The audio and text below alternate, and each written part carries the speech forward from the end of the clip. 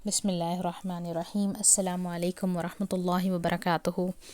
Hopefully, everyone is doing fine and practicing a lot and improving yourself in Quran recitation. Inshallah ta'ala, we will see the last rule of Nun Sakin and Tanween. In the previous videos, we have discussed what is Iqlab, then Izhar, Idgham. So, today we will be, inshallah ta'ala, discussing about what is Ikhfa. Here again we will see the first blueprint. Yes, all the 28 letters of Arabic have been divided into 4 groups. After Nun Sakin and after Tanween, what letter comes, based on that, how to pronounce them, what rule comes, we will decide. Right? So here also what will happen, here is the blueprint. You will have Nun Sakin or any letter that is having Tanween. This is the requirement. After this, which letter should come? So what you have got to do is obviously check out all the videos to understand this video very better. It is not the first rule Iqlab, because in Iqlab after Nun Sakin and Tanween you should have Ba. This is not Iqlab. Second, what was the second rule? It was Izhar. So you should have Huruful Halq, Hamza, Ha, Ain, Ha, Ghain, Kha. Then it was Izhar. What was the third rule? It was Idgham, and here you must have Yarmaloon, right? After Nun Sakin and Tanween, you should have Yarmaloon. So you will have Yarmaloon. What about the last one? Ikhfa. In Ikhfa, all those 15 letters come, which are not in the first 3 rules. Okay? You must check from the beginning. After Nun Sakin and Tanween, if you have Ba, then it's Iqlab. If it has Hamza, Ha, Ain, Ha, Ghain, Kha, then it is Izhar. If it is having Yarmaloon, then it is Idgham. If none of them are there, definitely it is going to be the last one, Ikhfa. Now, in every rule, what did you do? Something happened to Nun, right? There was merging, or maybe elongation, maybe cancellation, something or the other was happening. In Ikhfa, what happens? In Ikhfa, you will give elongation for 1 count. Along with this, 1 second elongation ke saath, you will read Noon partially. Now, what do you mean by Noon partially? When you have An and Tum.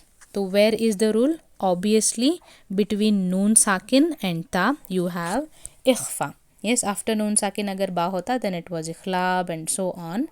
Since you have Nun Sakin and Ta, it is Ikhfa. Now what do? You must elongate, definitely.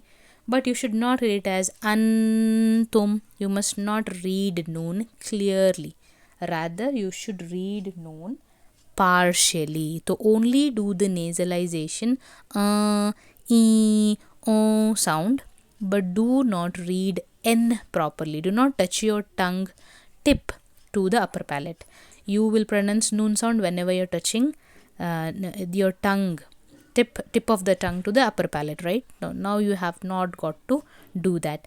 Antum, right? Similarly, you have got many examples here. If you can see, Antum, Da'autukum. I'm not reading Da'autukum, rather read partially, give elongation. Da'autukum min ju'in. Right? Now, let us take the break. Here, you can just observe Ikhfa, you will have the ghunna lightly and heavily. You have to give the ghunna lightly whenever you have Nun Sakin or Tanween with the light letter. If you have light letters, those 20 light letters, tarqiq letter, then the Ikhfa will be very light. Like the example, Antum, you must not do Antum.